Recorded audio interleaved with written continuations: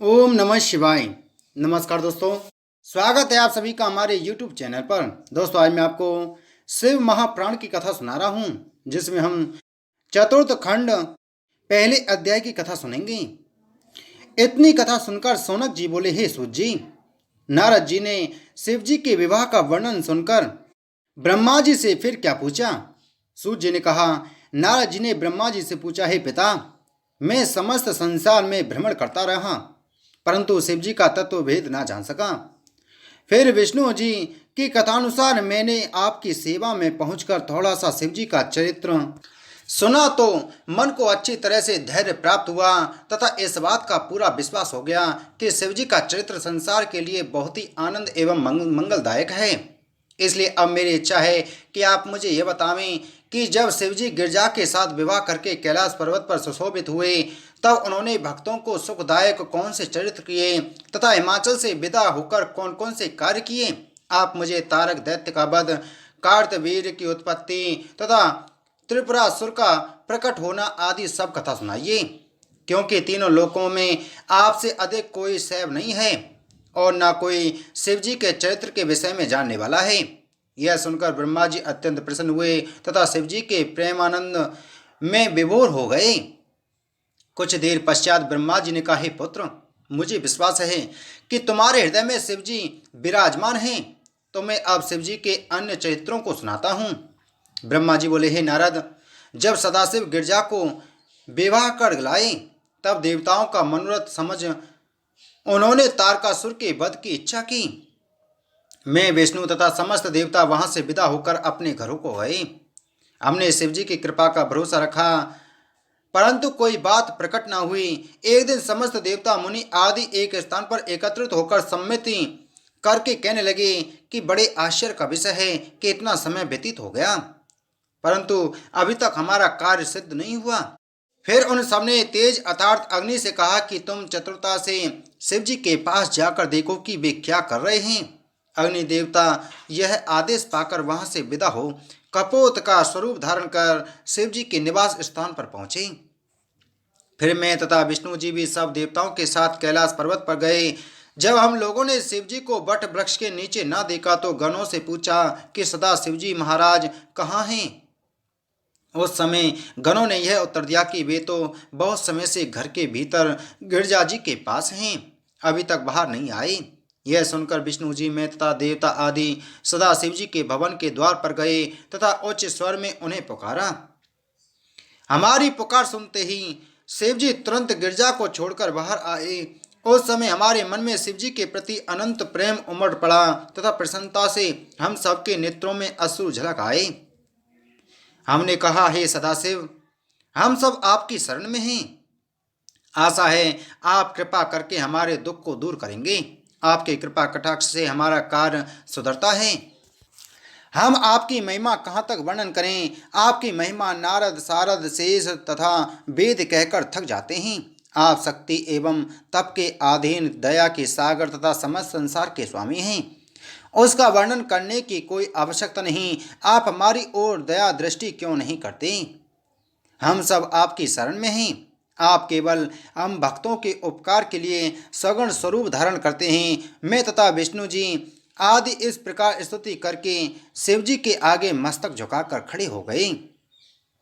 ब्रह्मा जी बोले, हे नारद, देवताओं की स्तुति को सुनकर शिव जी ने प्रसन्नता एवं हर्ष में भरकर कहा, हे देवताओं, तुम लोग जिस कार्य के लिए आए हो उसका विस्तार पूर्वक वर्णन करो।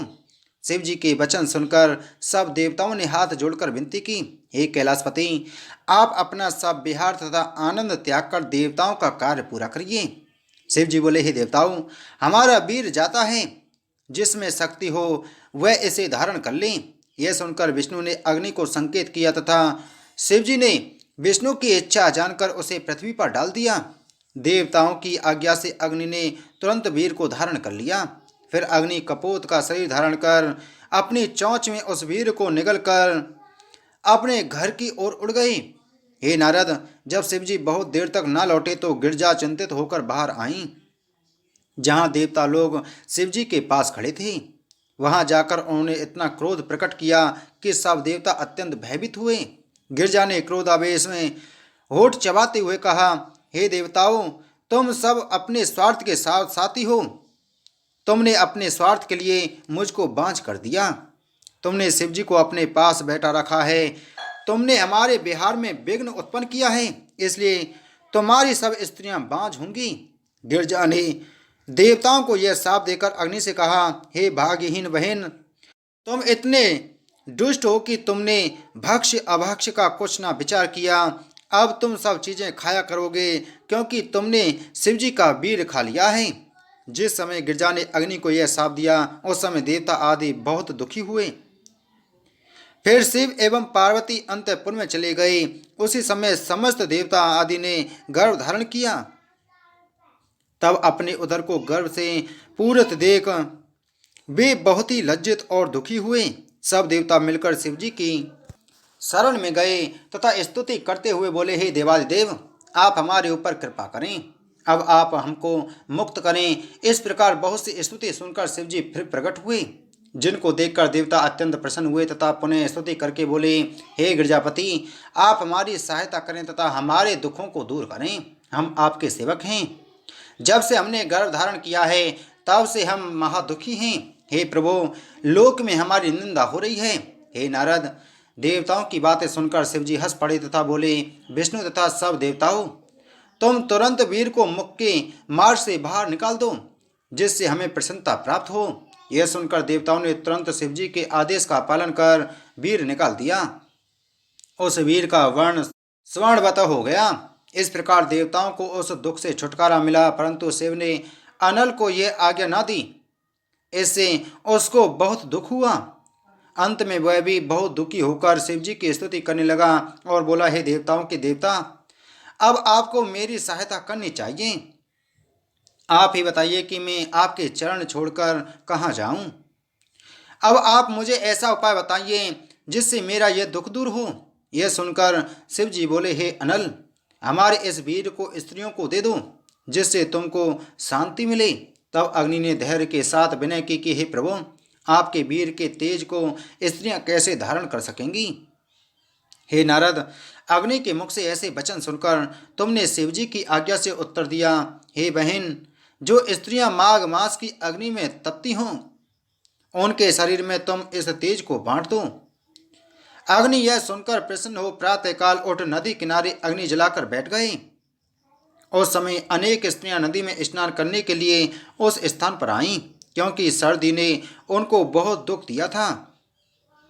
इसलिए जलती हुई अग्नि देखकर उनकी इच्छा आग तपने की हुई, परंतु अरुंधति ने इस रहस्य को समझकर स्त्रियों को आग तापने से मना कर दिया। फिर भी अरुंधति की बात को किसी ने न माना।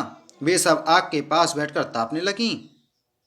तब वह वीर धीरे धीरे निकलकर रोम के मार्ग से स्त्रियों के शरीर में प्रवेश करने लगा, जिससे अग्नि का बोझ हल्का हुआ।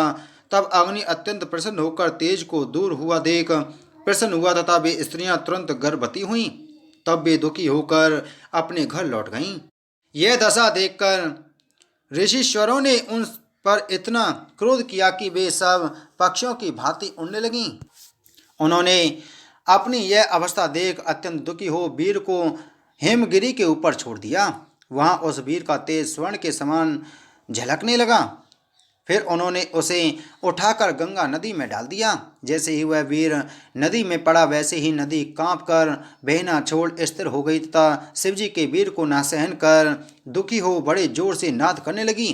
फिर गंगा ने उस वीर को अपनी लहरों के द्वारा किनारे पर फेंक दिया। उस स्थान पर सरपत के बोझ पड़े हुए थे। वह वीर वहीं जाकर रुक गया तथा एक बालक स्वरूप में प्रकट हुआ। उस समय आकाश से जय जय का घोष हुआ। उस लड़के का स्वरूप अत्यंत सुंदर था। मुख, नाक एवं हाथ बहुत ही सुडोल तथा वर्ण जलती हुई अग्नि के समान था। नख परम सुंदर थे। चरण ऐसे थे जिनको देखकर करोड़ों कामदेव लज्जित हो जाएं। उसी समय गिरजा को अत्यंत प्रसन्नता हुई। तब गिरजा ने शिव जी से पूछा, हे नाथ, हमारे स्तनों से यह दूध क्यों निकला है। उस समय शिव जी ने मुस्कुराकर कोई उत्तर न दिया।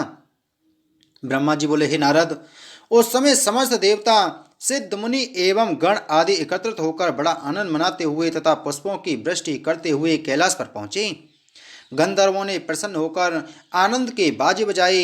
इसी प्रकार बड़ी धूमधाम से उत्सव मनाया गया। तीनों लोकों में सबको बड़ा आनंद प्राप्त हुआ। उसी समय गादी पुत्र विश्वामित्र जो प्रसिद्ध ब्राह्मण हैं तुरंत वहां आप उपस्थित हुए। उन्होंने उस लड़के की स्तुति कर आदर किया। तब वो लड़का विश्वामित्र की बनाई हुई स्तुति सुनकर प्रसन्न होकर कहने लगा, हे मुनि, तुम हमारा संस्कार करो, तुम ही आज से हमारे पुरोहित हुए। तुम तीनों लोकों में सम्मान के योग्य होंगे। यह सुनकर विश्वामित्र ने कुछ सोचकर विनय पूर्वक कहा, मैं ब्राह्मण के घर उत्पन्न नहीं हुआ हूँ जो आपका संस्कार करूं। मैं तो गादी नामक क्षत्रिय से उत्पन्न हूँ तथा मेरा नाम विश्वामित्र है। संस्कार आदि कार्य करना ब्राह्मण का धर्म है। इनके अतिरिक्त यदि अन्य कोई करावे तो वह दुख पाता है। अस्तु, अब आप अपने विषय में बताइए कि आप इस प्रकार बालक रूप धारण किए हुए कौन हैं? आपके माता पिता कौन हैं? वे दोनों आपको इस प्रकार अकेला छोड़कर कहाँ चले गए? मैं आपको यहाँ अकेला देख रहा हूँ। आपका तेज अद्भुत है। आप ब्रह्मचारी हैं या गृहस्थ हैं अथवा तीनों देवताओं में से कोई हैं? आप ब्रह्म हैं जो बाल रूप से प्रकट हुए हैं। मैंने आज तक ऐसा बालक नहीं देखा। आप तो उत्पन्न होते ही बातें करके आनंद प्रदान करते हैं तथा अपने संस्कार के लिए मुझे आज्ञा देते हैं। कृपा करके मुझे यह सब कुछ स्पष्ट बतला दीजिए।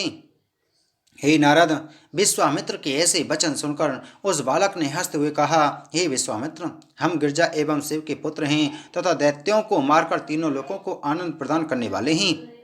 यह कहकर उस बालक ने अपना प्रताप विस्तार पूर्वक कह सुनाया और कहा, हे ऋषि, तुम ब्रह्मर्षि होकर सब ब्राह्मणों से प्रतिष्ठा प्राप्त करोगे।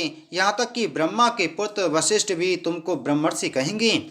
यह हमारा वर है। अब तुम शिव और गिरजा की लीला को अपार समझकर हमारे संस्कार के विषय में विचार एवं विलंब न करो। यह सुनकर विश्वामित्र ने तुरंत आज्ञा मानकर संस्कार किया। तब शिवजी के पुत्रों ने विश्वामित्र को वर दिया और अपना पुरोहित बनाया। उसी समय अग्नि ने भी वहां पहुंचकर तथा शिवजी के पुत्र को देखकर आनंद प्राप्त किया। फिर उस बालक को प्रणाम किया। विश्वामित्र ने जो बातें पूछी उनका ठीक ठीक उत्तर उस बालक ने दिया। फिर उसने अपनी सब कथा अग्नि से कही। अग्नि तथा विश्वामित्र उस लड़के में पूर्ण बल एवं प्रताप देखकर अत्यंत प्रसन्न हुए। तदुपरांत अग्नि ने उसे गोद में उठा, छाती से लगा लिया और उसका मुख चूमा।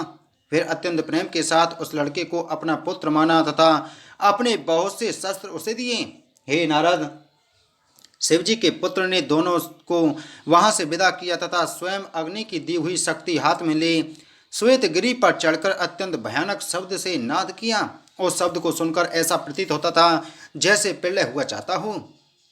फिर उसने देवताओं के मनोरथ पूर्ण करने के लिए अपनी शक्ति पर्वत के शिखर पर मारी, जिससे तीनों लोकों में हाहाकार मच गया और पर्वत फटकर गिर पड़ा। उस समय महाबलवान 10 पद्म राक्षस कालवश हुए जो पहले वहां रहते थे तथा उन्हें मारने को दौड़े थे।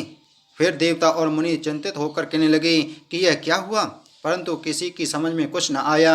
तब इंद्र आदि देवता उसे देखने के लिए चले। वहां आकर उन्होंने देखा कि वही लड़का पर्वत पर खड़ा है। उस समय उस पर्वत ने अपना रूप मनुष्यों के समान बनाकर इंद्र से भेंट की तथा हाथ जोड़कर यह कहा, हे इंद्र, आप तीनों लोकों के देवता हैं। इस समय मुझको महान दुख प्राप्त हुआ है।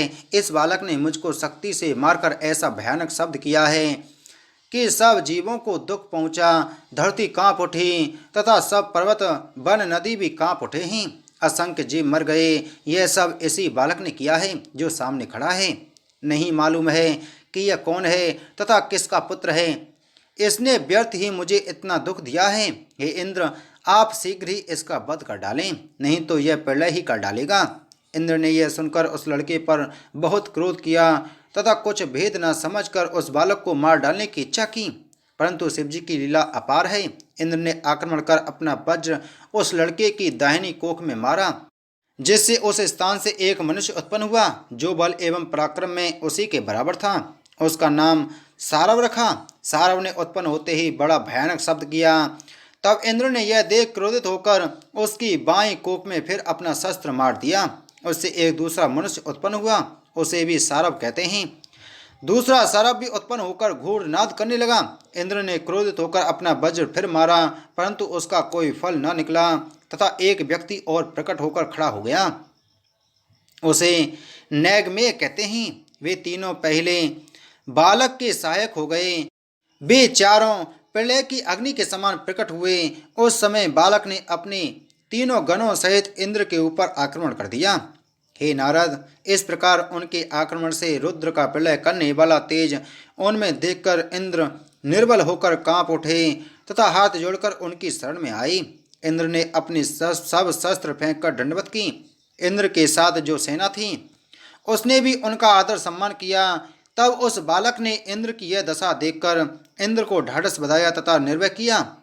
तब सब देवताओं सहित इंद्र ने हाथ जोड़कर उसकी स्तुति की।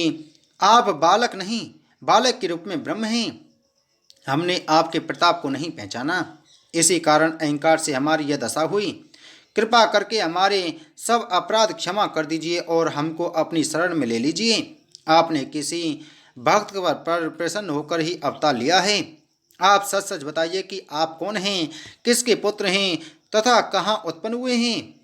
इंद्र के ऐसे वचन सुनकर बालक ने कहा, हे इंद्र, अब तुम शीघ्रतापूर्वक यहाँ से जाओ और प्रसन्नतापूर्वक अपना राज कार्य करो। यह कहकर उसने इंद्र को वहाँ से विदा किया तथा कुछ भी भेद न बताया। इस प्रकार वहाँ से विदा होकर इंद्र अपने राज्य में जा पहुँचे। बोलो शिव महाप्राण की जय। बोलो शिव शंकर भगवान की जय।